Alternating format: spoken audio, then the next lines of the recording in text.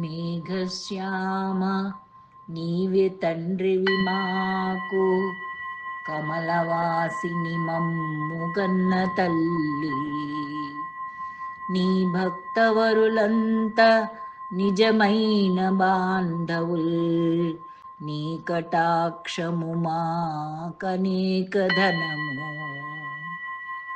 నీ కీర్తనలు మాకు లోక ప్రపంచంబు, నీ సహాయము మాకు నిత్య సుఖము.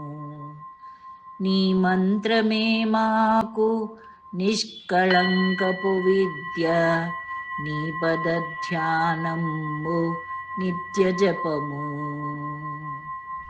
తోయజాక్ష నీ పాద తులసి దళము, రోగముల కౌషధము బ్రహ్మరుద్ర వినుత.